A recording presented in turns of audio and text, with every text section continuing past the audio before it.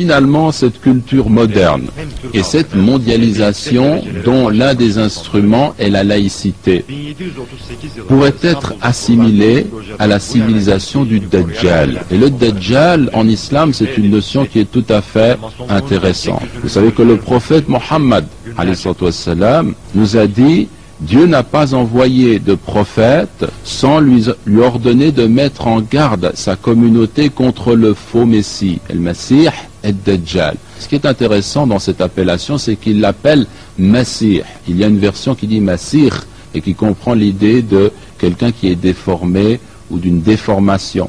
Mais quoi qu'il en soit, on conserve l'idée du Messie, mais c'est un Messie qui est Dajjal. Et ce mot en arabe signifie en fait l'imposteur. L'imposture. Le prophète nous dit, c'est ainsi que Noé et les prophètes après lui reçurent cet ordre: s'ils sortaient parmi vous, ces signes distinctifs cachés ne le seront pas pour vous. Votre Seigneur n'est pas borgne, alors que lui, il est borgne de l'œil droit. C'est une information qui est intéressante, et j'aimerais simplement dire que le Messie ad-Dajjal est réellement une personne. On ne doit pas en douter. Mais cette personne, elle ne va pas tomber comme ça, arriver de cette façon-là. Il y a une civilisation qui prépare en quelque sorte sa venue. Et pour le montrer, j'aimerais vous lire un passage tiré d'un livre de Mohammed Assad, Le chemin de la Mecque, qui est un ouvrage remarquable, où Leopold Weiss, qui est un journaliste juif, montre et trace son histoire, le chemin qu'il a conduit à l'islam, et il a pris finalement le nom de Mohammed Assad.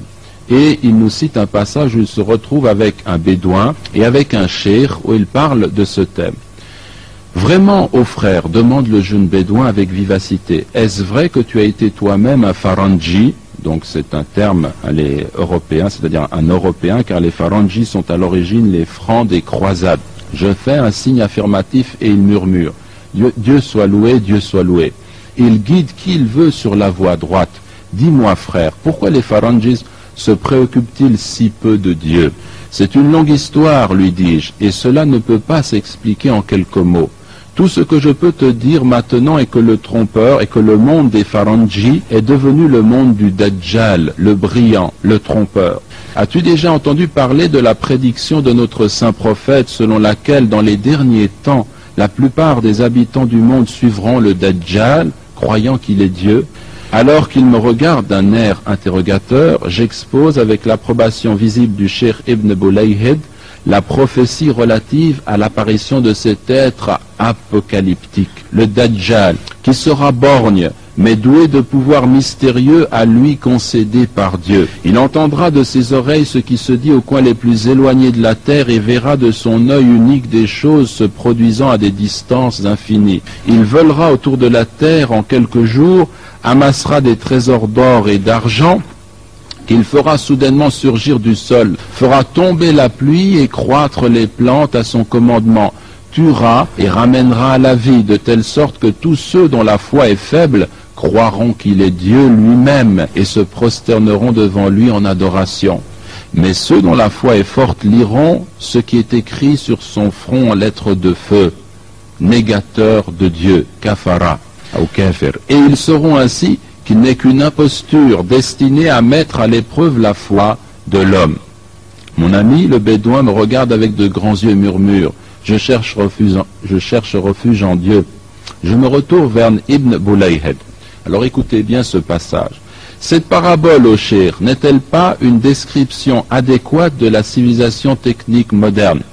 Elle est borgne, ce qui signifie qu'elle ne voit qu'un aspect de la vie, le progrès matériel, et ignore son aspect spirituel.